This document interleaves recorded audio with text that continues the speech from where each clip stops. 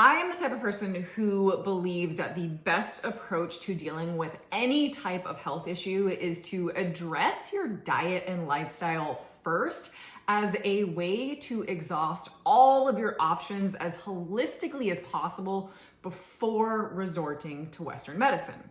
Although I do believe that things like medications and surgeries are extremely appropriate in some circumstances, as somebody who works in the health and wellness industry, I really struggled with some feelings of shame when I was no longer able to manage my symptoms naturally anymore because I felt like I had failed.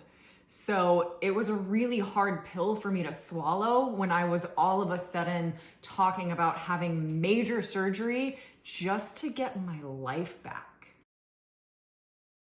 I am by no means a medical professional, okay? So I am going to explain what endometriosis and adenomyosis are in my own words to the best of my knowledge, but I encourage you to fact check any of this. But okay, so endometriosis is a condition where tissue that is similar to the lining of your uterus grows outside of your uterus. And this tissue does still shed on a monthly basis like the normal lining inside of your uterus. But because it's outside of the uterus, it doesn't have anywhere to go. And when it heals, it can heal and adhere to other organs. So it can be extremely painful. It can cause a lot of issues. In my sense, it was a lot of digestive issues because it was adhering to a lot of my bowels. Now, adenomyosis is when this tissue actually grows within the uterus itself and not the inside of the uterus, because that's the lining that is supposed to shed when you have your period, but when it actually grows in the tissue of the uterus. So that is a separate condition from endometriosis. They are very kind of similar symptoms, and a lot of women do have both. I had both, but it is a little bit different. Now, the super unfortunate thing about endometriosis is that there is absolutely no cure. Now, adenomyosis, a hysterectomy is a cure because it only grows within the tissue of the uterus. So by removing the uterus, you no longer have adenomyosis. But endometriosis, there is absolutely no cure. It also doesn't show up on a lot of imaging. So having things like ultrasounds and MRIs, sometimes they can see it, but a lot of times they cannot see it. They also don't really know what causes it. They could be genetic. I don't know. My mother did have it as well. They know that it feeds off of estrogen, but endometriosis also creates its own estrogen. So just managing your estrogen isn't enough to cure yourself of it. It also creates a lot of inflammation in the body, and it's just real fucked up. That's the quickest way I can explain what it is. Oh God, okay, so I finally actually realized I had it about a year ago. There was no aha moment, but in retrospect, there were signs I had it since I was a teenager, since I started my period, because as a teenager, I did have extremely painful periods. Even when I was on birth control, they were still painful. That was probably the first indication that I had it, but I had no idea what it even was when I was a teenager. Now, when I was competing, I would lose my period when I was doing competition preps. So those painful periods went away. So again, I just kind of was covering up these symptoms or didn't know that I had them really. And then I think the very first time that I thought that's weird was in maybe 2020-ish, give or take a year or two. I don't remember exactly when this visit was, but I was going to my OBGYN just for my annual well woman visit. And she just super casually mentioned that my uterus is retroverted.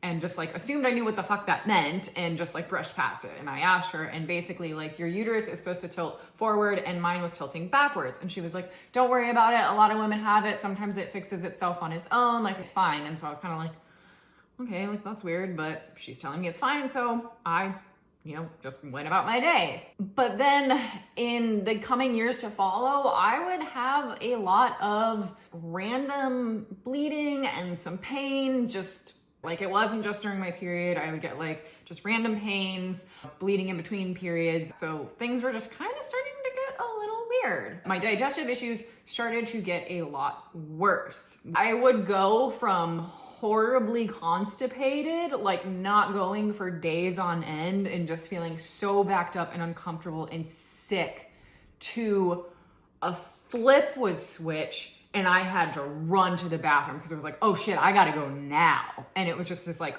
urgent, like have to go or I'm gonna shit my pants situation. And then it started to turn into, going from like really hard to pass stools to diarrhea. And there was no in between.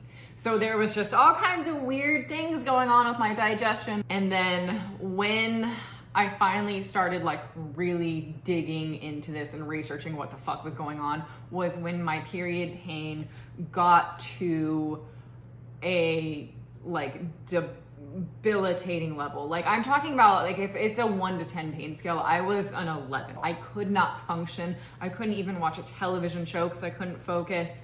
It was so bad. I was nauseous. I was in the bathroom for hours on end, just shitting my brains out while I was having severe abdominal cramps. I wanted to go to the hospital multiple times, but hospitals won't do anything for you. They'll tell you to take some ibuprofen, which ibuprofen did not do anything. Heating pads did not do anything. TENS units did not do anything. Like all of the natural stuff that I had been trying did not work anymore. The only thing that did help to manage my symptoms a little bit was addressing things like diet and lifestyle. But even that took my pain from like an 11 to a 9. It was still to the point where like I couldn't do things. That's when I knew like something needed to change, because I was having so much anxiety about getting my period. Every day I was anxious about my next period, and I was planning my life around them. I would block out things on my calendar for a few days during my period because I knew, nope, I need to go be able to lie in bed for a few days and just writhe in pain. It was completely taking over my life. Fall of 2024, when my brother-in-law and soon-to-be sister-in-law announced their wedding was going to be in May of 2025. And I looked at my calendar to see if I was going to have my period the weekend of their wedding, and I was supposed to have my period the weekend of their wedding, and I had a fucking panic attack. We're talking like 8 months out. I was looking to see when I was going to have my period and having a panic attack about having my period. Diet and lifestyle changes did help a little bit, but one of those changes was having to modify my training intensity, because if I trained too hard, it would create more pain. So I got to this point where I just had to like hope that I could maintain everything that I had built, because if I had tried to push hard enough to build any more, I would be like down for a day or two where I wouldn't be able to train again.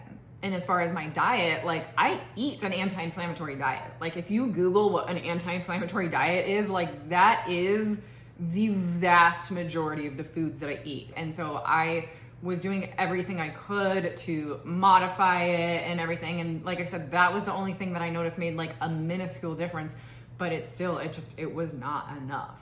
And I honestly started to go into a really dark place, because this physical pain was so horrendous, and it was mentally making me very depressed and very anxious. I was not in a good place. The gym was usually my happy place, and I couldn't do the things that I wanted to do in the gym anymore. Like it was a really dark time, honestly.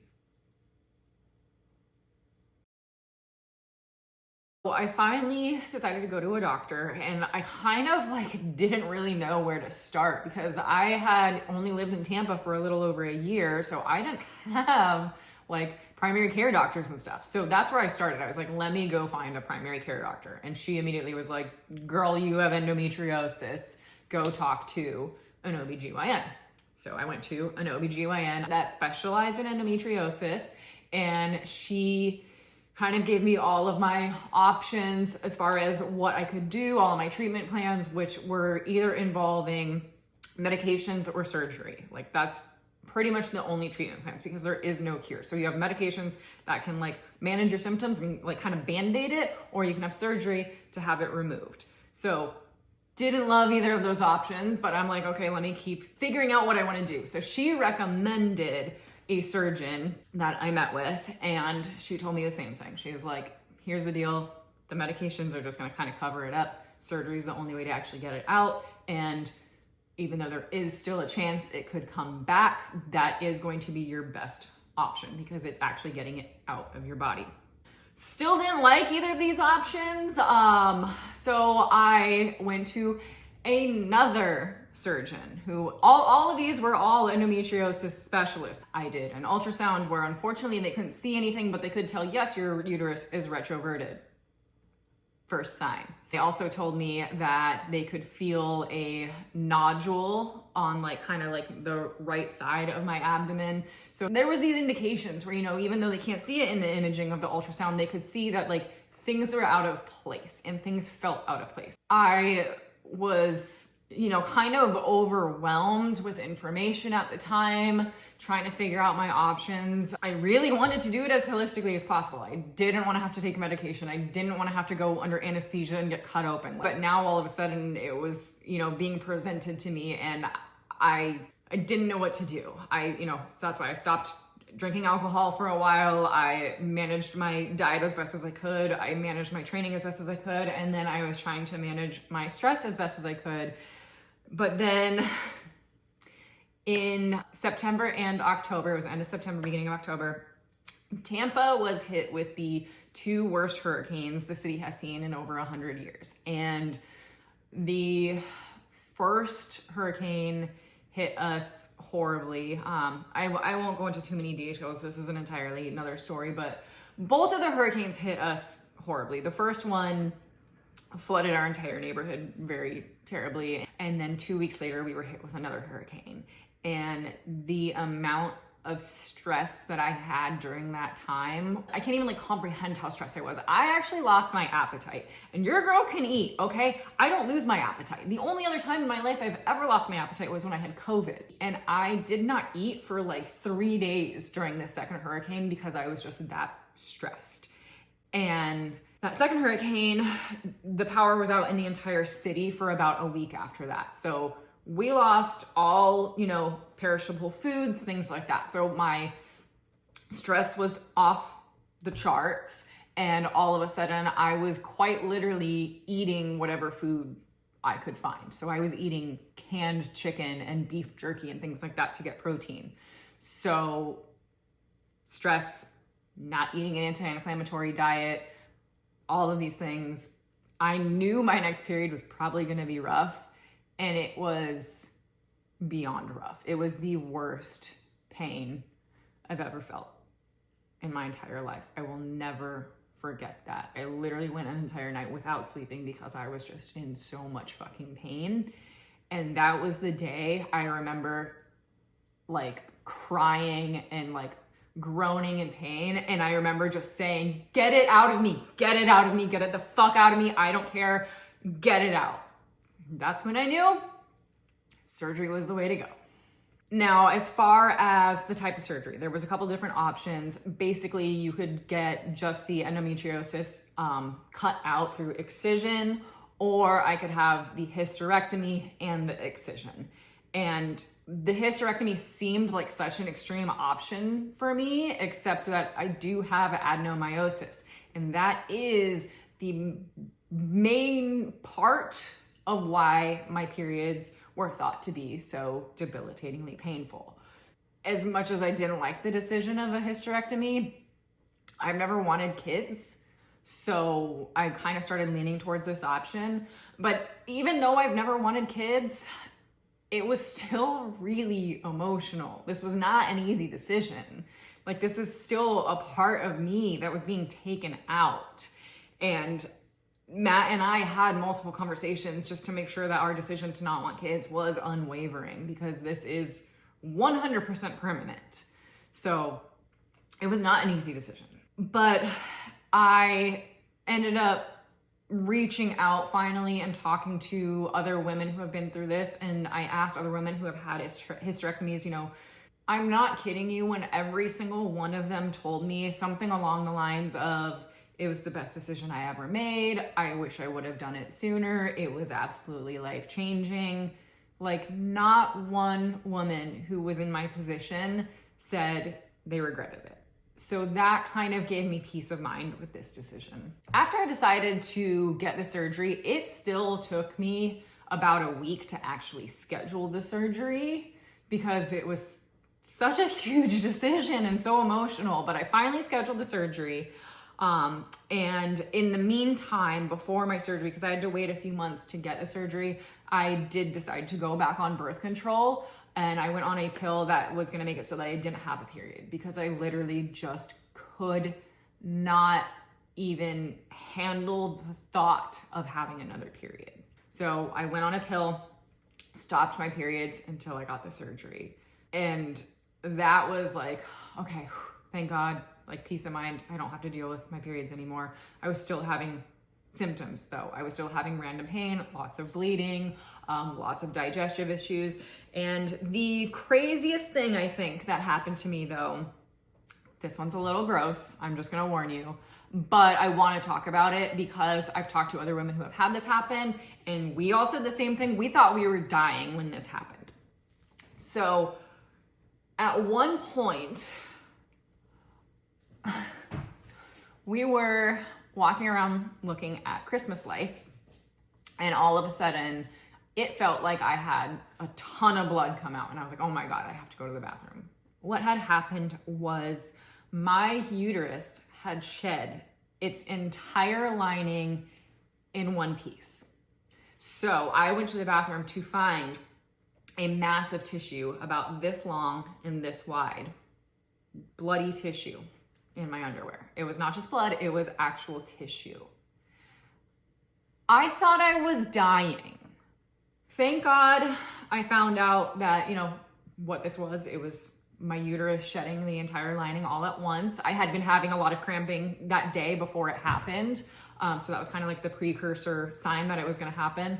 But I've talked to other women who have had the same thing happen, and it's something called a decidual cast. If you wanna Google it, just fair warning, it's gross. But if you think you might have this condition, I think this is more specific to adenomyosis.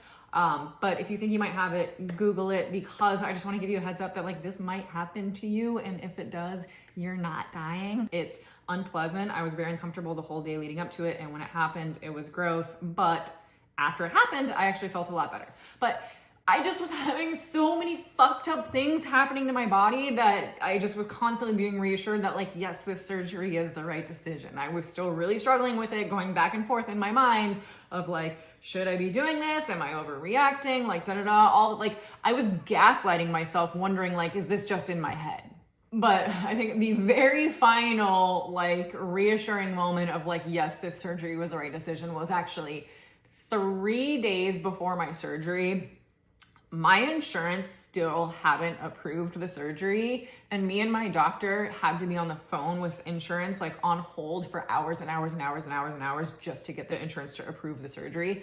And when I had that thought of, holy shit, this surgery might not get approved, I had a full-on panic attack just thinking about the possibility of having another period.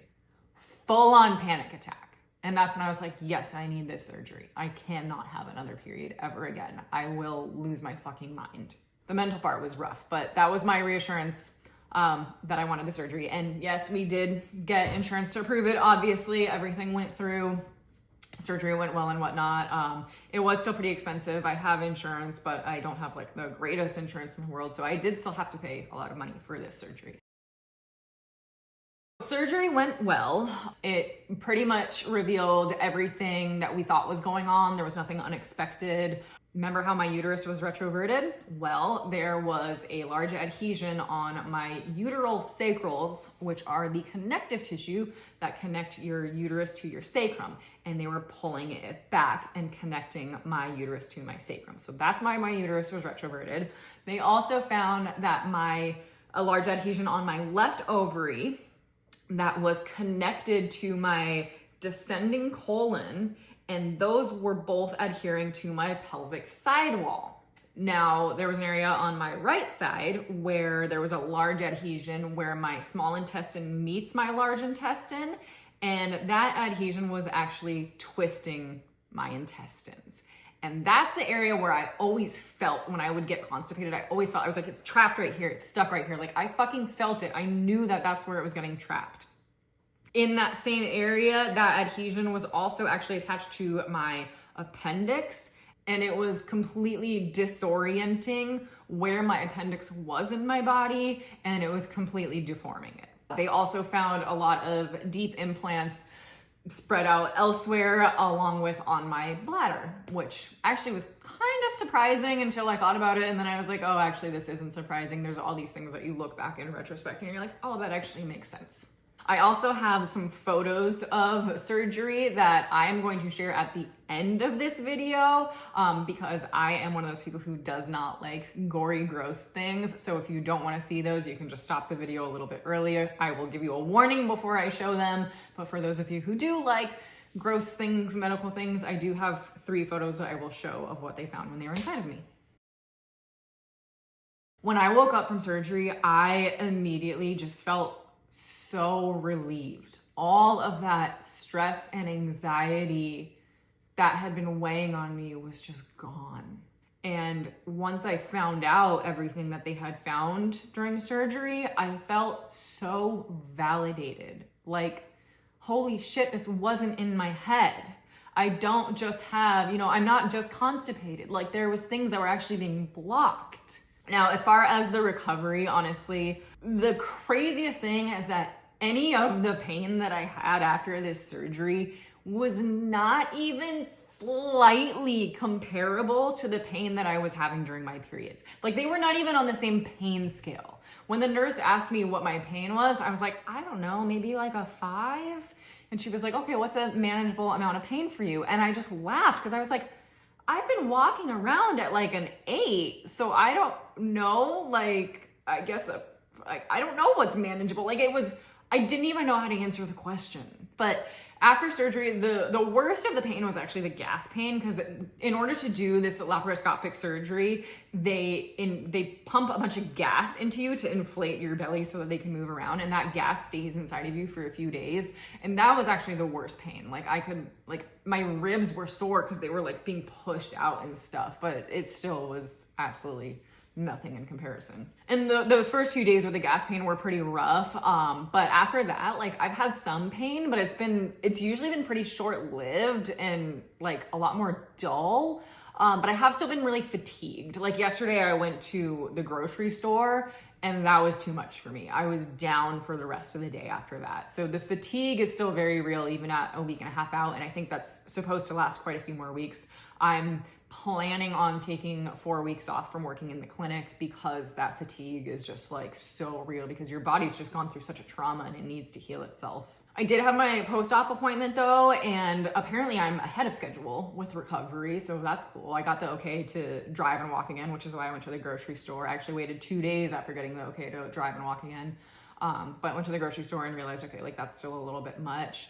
But one of the weird things with this recovery, so I still get like pains. I can like feel exactly where they operated, and I'll get pain there and stuff sometimes, and then the fatigue. But the weirdest part is that I can feel that empty space where my uterus was. Like, I can feel it there, and I feel like things are like trying to fill in, and I'm like, that's like a very weird, uncomfortable feeling, but that should hopefully go away within, I think, a few weeks to months, depending on, everybody's different. But that's an interesting sensation. But silver lining to that is I do notice that my bladder can hold a little bit more, which I guess is kind of cool. I don't know if that'll last, but yeah, your uterus sits right on top of your bladder. So without my uterus there, like, I feel like my bladder is like able to hold more liquid. So All right, well, the best case scenario is gonna be that I never have any pain again and my body continues to produce healthy hormones, because I totally forgot to mention, but they were able to keep both of my ovaries, which is fantastic. My doctor said that both of my ovaries look extremely healthy, so I should be producing hormones naturally, but even in keeping both your ovaries, there is still a risk of early menopause with this surgery. So the worst case scenario, I suppose, would be that the pain returns and that my ovaries, start to fail and I go into early menopause. But again, knock on wood, I'm very hopeful that neither of these things happened. They were able to cut out everything that they were able to find. And, getting rid of my uterus should help with that severe pain that I was having. And since both of my ovaries were able to be kept and they both look fantastic, she said, that should greatly reduce my chances of going into early menopause. And I do have to take a minimum of 6 weeks off from the gym. Like I said, I'm very fatigued anyways, so it wouldn't even be enjoyable anyways. So that's a little bit tough, and it's a minimum of 6 weeks. It could be a lot longer than that depending on how things are healing.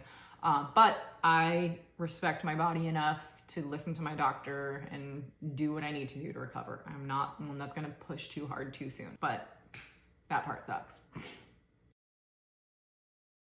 I kept this pretty close to my chest at first for my own mental health, because as well-intended as people are, there would be unsolicited advice, people telling me worst case scenario horror stories. And some people, I think, unintentionally made me feel a little bit guilty because I'm doing something like having my uterus removed, which is not what God intended and things like that. But I want to share now that I've had it done, because having this surgery instantly improved my mental health. That weight that came off of my shoulders is worth so much. So I'm in a healthier spot to talk about this. The reason I want to talk about it is because for me personally, talking to other women was probably the most helpful thing that helped me figure out what kind of treatment plan I wanted to ultimately choose. And I want to hopefully help somebody else out who may be struggling right now. I want them to be able to learn from my story and know that they can always reach out to me if they want to. Because here's the thing too, it's estimated that 10% of women have endometriosis. Now, a lot of those women may never have symptoms. A lot of women get diagnosed when they're having a C-section and they find it and things like that. So there's women who have it and have no idea. But 10% of women are estimated to have this. And I also kind of want to get rid of any stigma there is of it being like only unhealthy women, because I have talked to other very healthy women who are dealing with the same thing. Women who you see and you're like, wow, she looks super fit. She eats really healthy. She takes care of herself. There are so many women who are silently struggling. There are so many women who are canceling plans all the time and having people say that they're flaky when really they're fucking sick. So not only do I want to help other women who are dealing with this, I also want to bring awareness to it to people who don't have it. I want people to be okay talking about this, and I want us to learn more about it, because this disease has been around for a while and it's still not very well understood by us civilians and even by medical doctors. There's still a lot that they don't understand. Now I'm going to share some photos for you guys. So this will be the end of the video. If you do not want to see photos of my insides that were not normal, just stop the video now. Okay, that's your warning. This is my appendix. Now, an appendix is supposed to look like a little worm, but mine is covered with endometriosis, which is deforming it, and it looks like a little shrimpy little alien of some sort. This second one here, these are my bowels, and that is all endometriosis pulling on it and twisting it and getting me all backed up in there, as you can see. That's all poop in there, guys. That's all poop. This last one is just to show the deep implants that were everywhere. These were all over various areas, including my bladder. They look like little black little ants or something, but these are just deep endometriosis implants. There's my insides.